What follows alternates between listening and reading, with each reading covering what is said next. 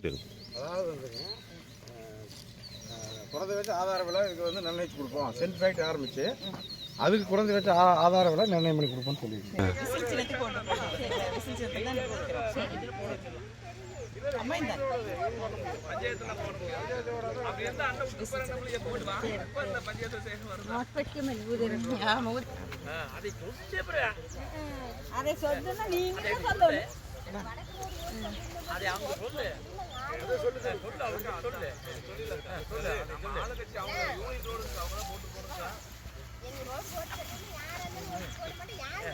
வாழ்வாதாரத்தை பெருக்கிற மாதிரி இருக்கு இல்லைங்களா?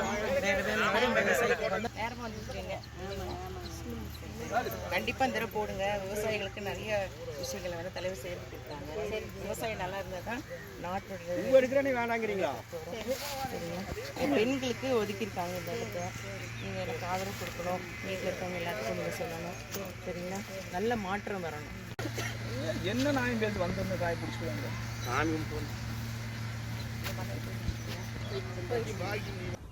விவசாயிகளுடைய நீண்டகால கோரிக்கைகளை நிறைவேற்றுவதற்காக நான் சட்டசபையில் முதல் முறையில் குரல் கொடுக்கலான் இருக்கேங்க. இந்த பவானிசாகர் சட்டமன்ற தொகுதியில் 20 ஆண்டு காலத்துக்கு மேலாகவே விவசாயிகளுக்காக விளைநிலங்கள் அதிகமாக இருக்கக்கூடிய இந்த பகுதியில் மல்லிகைப்பூ வந்து அதிகமாக உற்பத்தி ஆகிட்டுருக்குதுங்க. இதில் வந்து சென்ட் உற்பத்தி செய்வதற்காக இந்த பூக்களை எல்லாம் காரமடைக்கு இங்கேருந்து எடுத்துகிட்டு போகிறாங்க. ஆனால் நம்ம சத்தியமங்கலத்திலேயே சென்ட் தொழிற்சாலை அமைந்தால் விவசாயிகளுக்கு அந்த நீண்ட நாள கனவு வந்து நிறைவேற்றப்படும். இதை வந்து நான் முதல் குரலாக சட்டமன்றத்தில் நான் பேசுவேங்க. அடுத்து பார்த்திங்கன்னா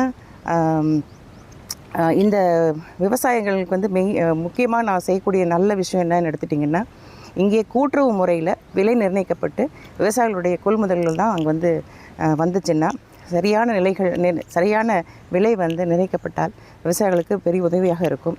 அதனால் நான் அதை பற்றியும் சட்டமன்றத்தில் முதல் குரலாக நான் எழுப்புவேன்.